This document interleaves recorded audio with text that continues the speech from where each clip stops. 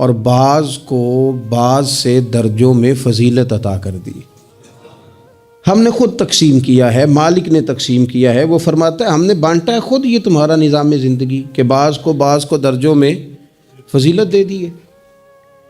یہ تقسیم، یہ کار حیات اس لیے تاکہ نظام زندگی کو چلایا جائے۔ ایک شخص کو اللہ تبارک و تعالیٰ نے بادشاہ بنایا ہے اور ایک کو اس کا دربان بنایا ہے۔ یہ تقسیم اس لیے کی ہے کہ ظاہر ہے سارے تو بادشاہ نہیں بن سکتے، اور کسی نہ کسی نے دربان بھی بننا ہے۔ حکم کیا ہے؟ حکم یہ ہے کہ وہ دربان احساس کمتری کا شکار نہ ہو، وہ یہ سمجھے کہ اللہ تعالیٰ نے اس ملک میں اسی جگہ میری ڈیوٹی لگائی ہے، اور بادشاہ تکبر کا شکار نہ ہو، وہ یہ تو سمجھے کہ اللہ نے مجھے اعزاز دیا ہے، مجھے فضیلت دی ہے، ملک چلانے کے لیے اللہ تعالیٰ نے مجھے چنا ہے، لیکن وہ اس دربان کو اپنے سے کم تر نہ سمجھے، اسے حقیر نہ سمجھے، اپنے ذہن کے اندر یہ بات بٹھائے کہ جس طرح بحیثیت انسان رب نے مجھے فضیلت عطا کی ہے، اسے بھی اللہ نے اسی طرح ہی فضیلت عطا فرمائی۔ اور اگر انسان ہونے کے ساتھ ساتھ وہ مسلمان بھی ہے، مومن بھی ہے، تو پھر تو نبی پاک صلی اللہ تعالیٰ علیہ وسلم نے فرمایا میرے مومن کی عزت اللہ کی نظر میں کعبے سے بھی زیادہ ہے، پھر تو اور زیادہ فضیلت اس کی سمجھے گا۔ ہم نے نا اس تقسیم حیات کو اپنے اوپر طاری کر لیا ہے، اور کچھ لوگ احساس کمزوری کا شکار ہو گئے ہیں، اور کچھ لوگ ایسے ہیں جو بلا وجہ تکبر کا شکار ہیں۔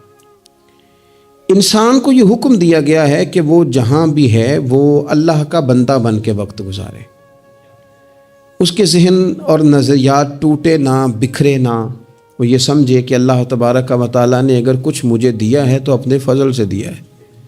ہمارے ہاں یہ ہوتا ہے کہ اگر کسی شخص کو کوئی چیز خدا اپنے فضل سے دیتا ہے تو وہ اسے نہ اپنا حق سمجھنے لگتا ہے،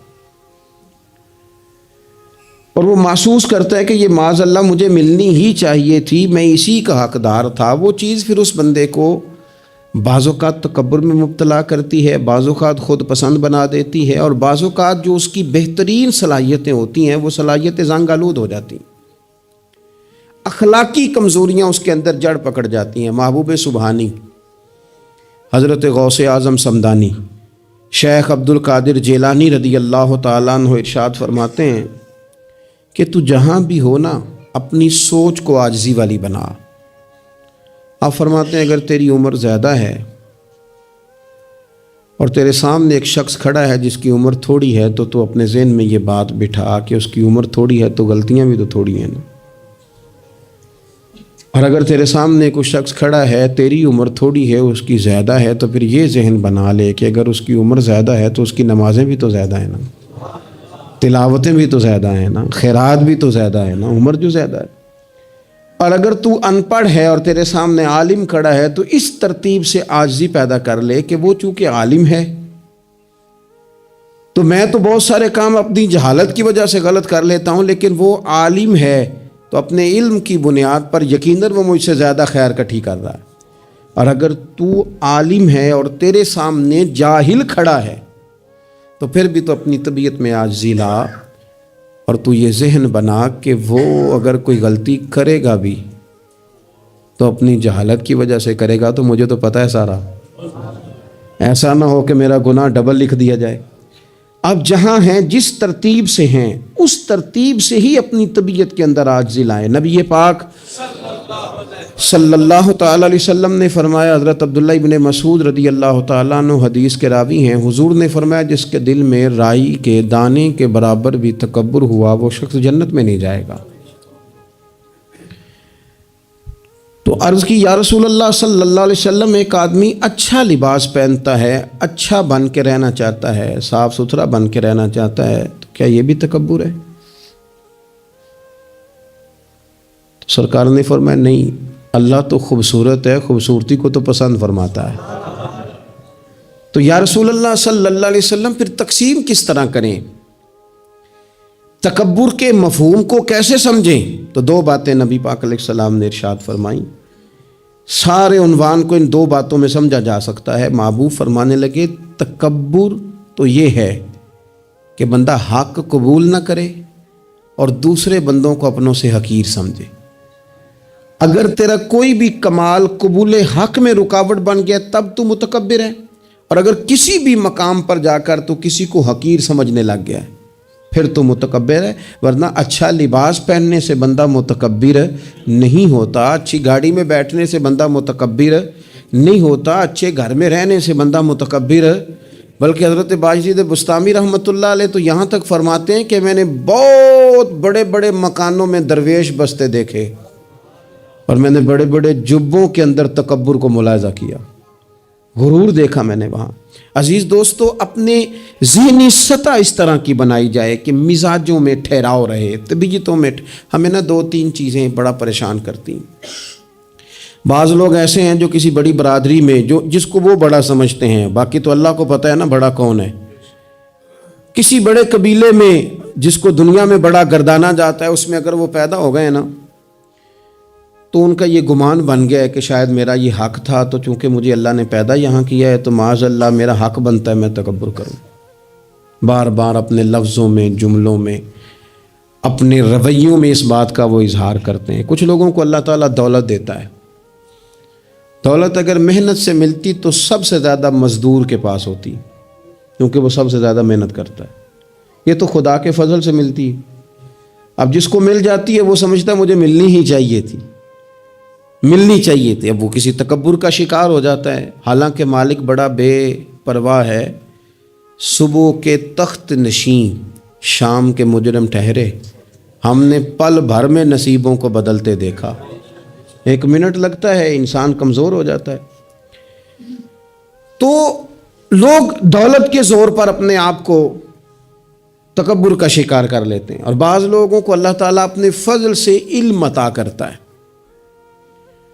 اور اس سے مراد صرف دینی علم ہی نہیں، اگر کسی کے پاس کوئی دنیاوی ڈگری ہے، دنیاوی، میں بڑے ادب سے عرض کروں گا، میں بڑے زمانے سے کچھ نہیں تو مجھے 20 سال ہو گئے ڈاکٹروں کا چکر لگاتے۔ والد صاحب بیمار تھے، والدہ بیمار تھیں، خود جانا پڑا، کبھی بچوں کو لے کے جانا پڑا۔ میں نے لہجوں میں بعض جگہ پہ غرور دیکھا، لہجوں میں، یعنی ڈاکٹر کے دو میٹھے بول نہ بندے کی طبیعت ٹھیک کر دیتے ہیں، لیکن وہ اس کے لہجے میں، اب چونکہ وہ ڈاکٹر ہے اور جناب مجھے تکلیف ہے، میں ذرا جلدی چیک کرانا، سب کو تکلیف ہی ہوتی ہے، سارے تکلیف سے ہی آتے ہیں، باہر بیٹھو دیکھ لیتے ہیں۔ علم اس کا نام ہے کہ دوسروں کو جاہل سمجھا جائے؟ علم اس کا نام ہے کہ آپ کو شعور ہی نہ آئے؟ علم تو آگہی سکھاتا ہے۔ اگر کوئی عالم ہو کر اپنی ماں کے پیر نہیں دباتا تو پھر اس کے علم نے اسے کچھ بھی نہیں سکھایا، اس کے علم نے اسے کچھ بھی نہیں بتایا۔ اگر عالم ہو کر اپنے باپ کا حیا نہیں کرتا تو پھر یہ کورس ہیں، اس نے لفظ سیکھے ہیں ایڑے ترچے، اسے سمجھ ہی نہیں آئی لوگوں سے پیار کیسے کرنا تھا۔ آپ کی چیزیں آپ کے اندر روشنی پیدا کریں، آپ کا شعور آپ کو تازہ کرے۔ دیکھیں نا، جتنا پھل زیادہ لگ گیا ٹہنی اتنی جھک گئی۔ حضرت عبداللہ بن عمر رضی اللہ تعالیٰ عنہ اور حضرت عبداللہ بن عمر دونوں بیٹھے تھے۔ ایک صحابی ہیں عبداللہ بن عمر بن عاص رضی اللہ تعالیٰ عنہ، اور ایک سیدنا فاروق اعظم کے بیٹے ہیں جن کو عبداللہ بن عمر کہا جاتا ہے، دونوں بیٹھے تھے۔ عبداللہ بن عمر اٹھ کے چلے گئے تو عبداللہ بن عمر نے رونا شروع کر دیا، دیر تک روتے رہے۔ اللہ کرے کسی کو کوئی ایسا یار ملے جسے مل کے بندہ روئے۔ ایک باری میریاں اکھیاں چوں اونا نے اتھرو پونجے سن، ہن تے چسکا پہ گیا رونے دا، تے ہر ویلے آہو زاری دا۔ وہ چلے گئے اور انہوں نے رونا شروع کر دیا، روتے جا رہے ہیں۔ بچوں نے کہا کیوں روتے ہو؟ کہنے لگے یار وہ عجیب بات بتا گیا ہے۔ وہ کہتا میں نے حضور علیہ السلام سے خود سنا ہے کہ جس کے دل میں رائی کے دانے کے برابر تکبر ہو جنت میں نہیں جائے گا۔ روتا ہوں، انسان ہوں، کبھی کوئی بات ہو ہی جاتی ہے، کبھی کوئی پریشانی ہو ہی جاتی ہے، پھر اپنے ارد گرد والوں سے کہنے لگے دعا کرو رب عاجزی کی توفیق دے دے، اللہ بڑے بول سے بچا لے۔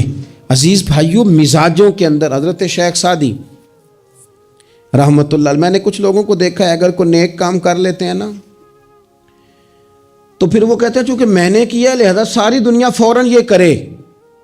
آپ یہ کیوں نہیں سمجھتے کہ رب نے آپ کو توفیق دی ہے تو آپ عاجز ہو جائیں اللہ کے بندے, آپ عاجزی اختیار کریں.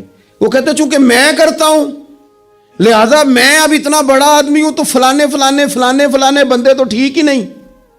حضرت سعدی شیرازی کہتے ہیں کہ تہجد کا ٹائم تھا. پرانے زمانے میں نا لوگ مسافر اکثر رات مسجدوں میں آ کے گزارتے تھے, تو کہتے ہیں مسجد میں لوگ سوئے ہوئے تھے سارے, تہجد کا ٹائم تھا, میں تہجد کی نماز پڑھ رہا تھا, میرے والد بھی ساتھ تھے, تو میں نے اپنے ابا جی سے کہا یہ دیکھو کتنے بد نصیب ہیں, نفلوں کا ٹائم ہے اور یہ سوئے ہوئے ہیں, کتنے بد نصیب ہیں, میں تہجد پڑھ رہا ہوں اللہ اللہ کر رہا ہوں, یہ سوئے ہوئے ہیں.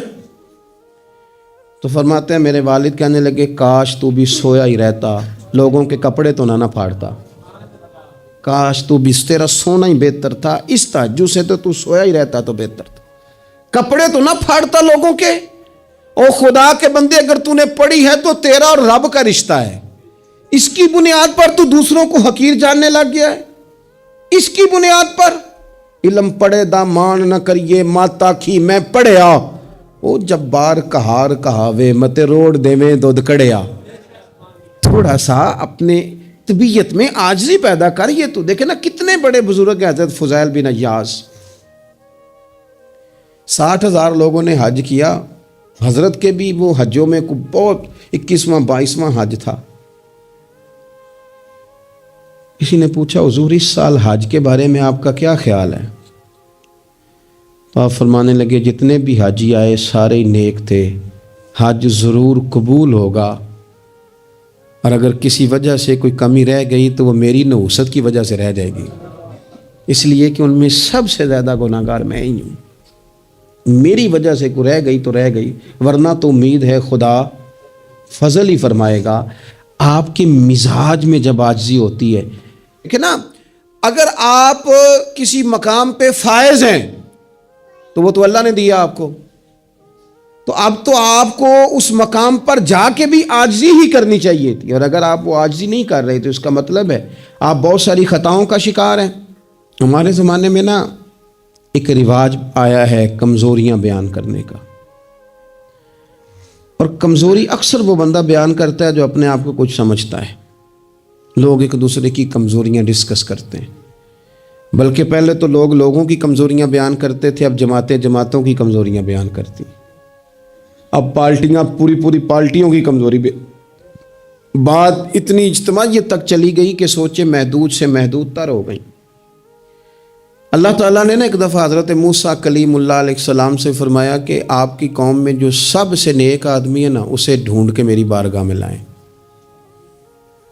حضرت موسیٰ علیہ السلام نے نا جس کو سب سے زیادہ نیک سمجھتے تھے اسے اللہ کے حضور پیش کیا, مالک یہ سب سے زیادہ نیک ہے, جسے حضرت موسیٰ کلیم نیک کہیں, وہ کتنا کو نیک ہوگا, یا اللہ یہ نیک ہے. حضرت موسیٰ علیہ السلام سے رب کریم نے فرمایا اب اس بندے کی ڈیوٹی لگاؤ کہ یہ اس قوم میں جو سب سے گناہ گار ہے وہ بندہ ڈھونڈ کے لائے.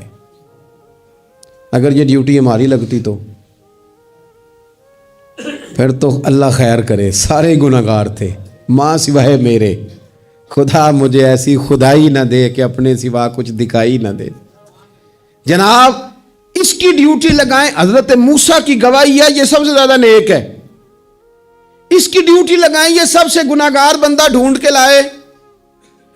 آپ نے ڈیوٹی لگا دی تو وہ عرض کرنے لگے حضور 3 دن کی مہلت دے, میں بندہ ڈھونڈتا ہوں. 3 دن 3 راتیں گزر گئیں, آنے کا وقت آیا تو اسی نیک آدمی نے کیا کیا, اپنے گلے میں رسی ڈالی اور اپنے ہی ہاتھ سے پکڑ کے لا کے حضرت موسیٰ کلیم کے دست مبارک میں دے کے کہا حضور 3 دن کوشش کی ہے, سب سے زیادہ گناہ گار میں ہی ہوں. برے بندے تو میں لبن ٹریا تے جگ تے ملیا نہ کوئی, تے اپنے اندر چھاتی پائی تے میتھوں برا نہ کوئی, میں ہی ہوں. تو حضرت موسیٰ کلیم علیہ السلام فرمانے لگے یہ تو نے کس طرح تجزیہ کیا؟ عرض کی حضور بعض لوگوں کی نا چھوٹی موٹی کوتاہیاں میرے سامنے تھیں, اس پر میں نے غور کیا, لیکن ان کی غلطیاں یقینی نہیں تھیں, میرا گمان ہی تھا, پورا مجھے یقین نہیں تھا کہ یہ غلطیاں ہیں, لیکن جو میری غلطیاں تھیں ان کا مجھے پورا یقین تھا کہ یہ ہیں. کسی کی غلطیاں میرے سامنے یقینی نہیں تھیں، اپنی کوتاہیاں میرے سامنے یقینی تھیں، اور جو زیادہ یقینی چیزیں تھیں نا اس پر جب میں نے غور کیا تو پھر میں سمجھا کہ اس بستی میں سب سے گناہ گار میں ہی ہوں. آپ مجھے نا بتائیں اب میرے لیے آپ نے کیا کرنا ہے. جناب موسیٰ وہیں کھڑے تھے تو رب کریم نے حضرت موسیٰ سے کلام فرمایا، وحی فرمائی. فرمایا میرے کلیم، اس کو جو سب سے زیادہ فضیلت ملی ہے وہ نمازوں کی وجہ سے نہیں ملی، یہی اس کی عاجزی ہے جس کی وجہ سے رب نے سب سے زیادہ فضیلت عطا فرمائی. یہ اس کے ذہن کے اندر بات ہے جس سبب سے اللہ تعالیٰ نے اسے یہ اعزاز دیا. تھوڑا سا نا چیزوں کو سمجھا جائے، انسان اپنی ذہن سازی کرے، اپنے اوپر غور کرے. ہم اپنے آپ کو 2 4 5 چیزیں دیکھ کے تسلیاں دے کے بیٹھ جاتے ہیں کہ نہیں نہیں چھوڑ، تو ساری دنیا اتنی خراب ہے، تو فلانی نیکی بھی کرتا ہے. اس سے نا انسان کی روحانی زندگی کمزور پڑ جاتی ہے، اس کے افکار پہ میل کچیل چڑھنے لگ جاتی ہے، وہ آہستہ آہستہ کمزور ہونے لگ جاتا ہے. کچھ بھی فرق نہیں پڑتا اگر طبیعت میں عاجزی آ جائے تو کوئی فرق. مثلا کیا ہو جائے گا اگر کوئی شخص تھوڑا بہت اگر کام کر لے، اگر کسی وقت وہ کوئی عاجزی اختیار کر لے تو اس سے فرق پڑ جائے گا. اور میں نے دیکھا سوسائٹی کا یہ ماحول بن گیا، وہ جناب تساں شاہ پر چکے ہے، اور بڑے اور انداز میں لوگ بات کرتے ہیں، اپنی طبیعتوں پہ بوجھ ڈالا جائے. ہمارے ہاں نا ایک لمبی لسٹ ہے ان لوگوں کی جن کی وجہ سے ان کے اپنے تکلیف میں یعنی کیا مثلا کیا کہہ سکتا ہے بندہ، داماد کو کہہ سکتا ہے کچھ، لیکن اس نے مصیبت کھڑی کی ہوئی ہے. وہ بیٹی کو اور نواسوں کو لے کے آتا ہے تو دروازے پہ چھوڑ کے چلا جاتا ہے، کہتا ہے اسٹیٹس ہی نہیں میرا.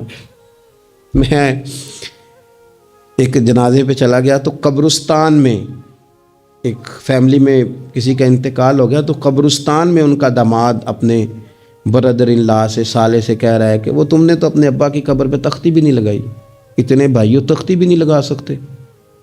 وہ کہنے لگا بھائی جان بس وہ مصروفیت رہی ہے، قبر تو پکی کرا دی تھی تو بس تھوڑے دنوں میں لگوا دیتے. وہ بیچارہ نا ادھر ادھر میری طرف بھی دیکھ رہا ہے کہ لوگ سن، اور وہ ڈھٹائی سے باتیں کیے جا رہا ہے کیونکہ وہ داماد ہے، ان کی بیٹی گھر ہے، مفت کی بلیک میلنگ ہے. وہ بندہ چلا گیا، میں نے اس کا بازو پکڑ کے سائڈ پہ کر لیا. میں نے کہا یار تجھے قبروں میں بھی اللہ نہیں یاد آیا. یہ مفت کی جو آزمائشیں ہم لوگوں کو ڈالتے ہیں نا، اس سے بچیں. بلا وجہ کہ جناب وہ مجھے پوچھا نہیں تو مجھے جناب دیا نہیں تو میری بھی کوئی حیثیت تھی، آپ اس طرح نہ گنوائیں. ان سے چیزیں چھلکتی ہیں، ان سے محسوس ہوتا ہے کہ آپ چھوٹے آدمی، اس سے محسوس ہوتا ہے کہ ہم کمزور پڑ گئے، ہم نے کس بنیاد پر لوگوں کو لوٹنا اور تاڑنا اور لتاڑنا شروع کر دیا. انسان ہوتا ہے، اور وہ جب ان چیزوں سے نکل جاتا ہے نا تو محسوس ہوتا ہے کہ وہ بندہ بڑا آدمی ہے کہ جو نہ اسے کوئی یہ پرواہ ہے کہ مجھے کوئی بٹھائے کہاں پہ، نہ اسے کوئی یہ ٹینشن ہے کہ کوئی یہ. میں نے دیکھا ہے بعض بڑے لوگ ان چیزوں سے ویسے نکل جاتے ہیں. حضرت عمر رضی اللہ تعالیٰ عنہ مال غنیمت کا اونٹ گم ہو گیا تو تلاش کر رہے تھے، تو ایک بندے نے کہا کسی غلام کو کہہ دیتے. فرمانے لگے میں بھی تو غلام ہی ہوں، میں بھی تو اپنے محبوب کا غلام ہوں، کسی غلام کو کہہ دیتے. اس کا کیا مطلب؟ اس لیے اس تکبر سے اپنے آپ کو بچا کے لوگوں کے لیے آسانی کی جائے، اپنوں کو پیار دیا جائے، اپنوں کو محبت دی جائے. جب آپ کسی سے پیار کریں گے، اعزاز دیں گے تو اس میں محسوس ہوگا کہ ہماری اپنی بھی کوئی شان ہے، عظمت ہے، ہم وزادار ہیں. دیکھیں میرے نبی پاک صلی اللہ تعالیٰ علیہ وآلہ وسلم کے صحابہ حضور کا اتنا ادب کرتے تھے کہ نبی پاک صلی اللہ علیہ وسلم کے دروازے پر نہ پوری ہتھیلی سے دستک نہیں دیتے تھے، انگلی کے پوروں سے، ناخنوں سے. ادب ہے. کسی نے کہا تھا کہ باب جبریل کے پہلو میں ذرا دھیرے سے، خواجہ فخر الدین فرماتے ہیں باب جبریل کے پہلو میں ذرا دھیرے سے. فخر کہتے ہوئے جبریل کو یوں پایا گیا، ہم نے نا پلکوں سے درے یار پہ دستک دی ہے، کیونکہ ذرا آواز اونچی ہوئی تو عمر کا سرمایا گیا. صحابہ یوں ادب کرتے کہ اونچا سانس نہیں لیتے تھے حضور کی بارگاہ. نبی پاک صلی اللہ علیہ وسلم کے وجود سے وضو کا پانی تو وہ نیچے نہیں گرے گا، وہ نیچے تھیلیاں کر دیتے تھے. آنکھیں حضور کی بارگاہ میں نہیں اٹھاتے تھے. بعد سے پوچھا داتا حلیہ بیان کر دو، کہتے تھے اتنی جرت ہی نہیں تھی حضور کو دیکھ سکیں. وہ اتنا ادب کرتے، لیکن نبی پاک صلی اللہ علیہ وسلم کا ان کے ساتھ معاملہ کیا تھا؟ جنگ بدر کے لیے جب سواریاں جا رہی تھی نا تو ایک ایک سواری پہ 3 لوگ تھے. تو اسلام مذہب بڑا حسین ہے نا، یہ رحمت للعالمین محبوب کا پیغام ہے نا. اب ایک ایک سواری پہ 3 بندے بیٹھیں گے، تکلیف ہوگی. طے یہ پایا کہ 2 بیٹھ جائیں، 1 پیدل چلے. نبی پاک صلی اللہ علیہ وسلم نے فرمایا مجھے بھی 2 بندے دے دو. نصیبہ جاگا سیدنا ابو لبابہ کا، حضرت علی المرتضیٰ شیر خدا کا. یہ دونوں رسول پاک صلی اللہ علیہ وسلم کے ساتھ ہیں. اب ایک دفعہ باری حضرت ابو لبابہ سرکار کے پیچھے بیٹھیں گے، مولا علی پیدل چل رہے ہیں. اس شخص کا کمال تو دیکھیں جس کے ہاتھ میں اس سواری کی لگام ہے جس کے سوار مدینے والے رسول ہیں صلی اللہ تعالی علیہ وسلم. پھر باری آئی حضرت علی پیچھے بیٹھے، لگام حضرت ابو لبابہ نے تھام لی. وہ سوئے لال ہزار پھرتے ہیں اور تیرے دن اے بہار پھرتے ہیں. نبی پاک صلی اللہ علیہ وسلم کی سواری کی لگام تھامی ہوئی. باری لگ گئی، حضور نے پیدل چلنا ہے. کیوں ہاتھ باندھے ہیں دونوں نے. عرض کی حضور خادم جو حاضر ہیں، مہربانی کریں نا، آپ بیٹھے نا، ہم پیدل چلتے ہیں آپ کی باری. تو نبی پاک صلی اللہ تعالی علیہ وسلم کا جو لہجہ ہے عزت دینے کا، 2 جملے حضور نے کہے. آپ دونوں جملوں میں حضور نے جو غلاموں کو عزت دی وہ بھی دیکھیے، سمجھانے کا انداز بھی دیکھیے، اور امت کے دلوں میں عاجزی پیدا کرنے کا طریقہ بھی دیکھیے. حضور سید عالم علیہ الصلوۃ والسلام فرمانے لگے تم دونوں مجھ سے زیادہ طاقتور ہو، تم زیادہ طاقت رکھتے ہو کہ پیدل چلو، میں بھی چل سکتا ہوں. اور پھر فرمایا تم دونوں کو کوئی زیادہ اجر کی ضرورت ہے، میں نے بھی تو اپنے رب سے اجر لینا ہے نا، دین کے رستے میں چلنے کا میں نے بھی تو اجر لینا ہے. تھوڑی دیر ہوئی ایک آیا کالیاں زلفاں والا، تھوڑی دیر ہی ہوئی ایک آیا سی کالیاں زلفاں والا. وہ 2 کڑیاں ہی میرے من وچ رکیا کر گیا نور اجالا. اتنا کرم 2 جملوں سے طبیعت ہی بدل گئی. فرمایا تم کو زیادہ طاقتور ہو، تمہیں کو زیادہ اجر چاہیے. آپ اگر پیار کریں گے نا، تھوڑی تھوڑی محبت کریں گے، تھوڑا تھوڑا انداز آپ اختیار کریں گے. میں نے دیکھا ہے کوئی افسر صاحب بن گئے ہیں، کوئی پیر صاحب بن گئے ہیں، کوئی علامہ صاحب بن گئے ہیں، ناراض نہ ہونا، کوئی نمازی صاحب بن گئے، کوئی حاجی صاحب بن گئے، کوئی فلانا صاحب بن گئے، تو بس وہ ہم کچھ نہ کچھ بن ہی گئے ہیں. اور جن لوگوں کو ہماری وجہ سے سکون مل رہا تھا وہ ڈھونڈ رہے ہیں، پتر ملے، بھائی ملے، شاگرد ملے، دوست ملے. یہ ساری صورتیں بھی تو لوگوں کو چاہیے. اور آپ کی عظمت میں شان میں کوئی فرق نہیں پڑتا. آپ اگر کچھ ہے نا، صدر اگر ایوان صدر میں ہو تو پھر بھی صدر ہی ہوتا ہے، اور اگر دورے پہ ہو تو پھر بھی صدر ہی ہوتا ہے. حضرت عمر بن عبدالعزیز رحمۃ اللہ علیہ نا، آپ کو خادم دیا گیا تھا، بادشاہ وقت تھے نا، خادم ملا ہوا تھا. ایک رات کو آپ کے پاس رہتا تھا، ایک دن کو رہتا تھا. رات کو ایک مہمان آ گیا تو چراغ جل رہا تھا، جناب عمر بن عبدالعزیز رحمۃ اللہ علیہ کچھ لکھ رہے تھے، تو وہ خادم کی آنکھ لگ گئی، وہ سو گیا. انسان ہی ہے نا، نیند آ ہی جاتی ہے، لیکن وہ آتی ہے صاحب کو، چوکیدار کو تو نہیں نہ آنی چاہیے. پھر صاحب کہتے ہیں تو تنخواہ کا دی لینا ہے، تینوں رکھیا کا دے لیے، یہی لفظ ہے نا جی. اس کو تو نہیں نہ آنی چاہیے، ڈرائیور کو تو نہیں نہ آنی چاہیے. وہ تو نیند تو شاید صرف مالک کے لیے، ڈرائیور کے لیے تھوڑی ہے. تو اس کی آنکھ لگ گئی، اسے نیند آ گئی خادم کو. حضرت عمر بن عبدالعزیز، وہ چراغ جل رہا تھا تو وہ گل ہونے لگ گیا، بجھنے لگ گیا. مہمان کہنے لگا حضور میں ٹھیک کر دوں. فرمانے لگے نہیں، مہمانوں سے خدمت نہیں لیتے، خادم کو جگا دے. فرمانے لگے جاگتا ہی رہتا ہے، آج ہی سو گیا ہے، کسی وجہ سے تھک گیا ہو. حضرت عمر بن عبدالعزیز خود اٹھ کے گئے، چراغ کی بتی ٹھیک کی، سلائی کے ساتھ دوبارہ جلایا، آ کے بیٹھ گئے. اب ظاہر ہے کہ بادشاہ سے ملنے کو بادشاہ ہی آیا ہوگا، کوئی وزیر ہی آیا ہوگا، تو اس نے اپنے لیول کی بات کی.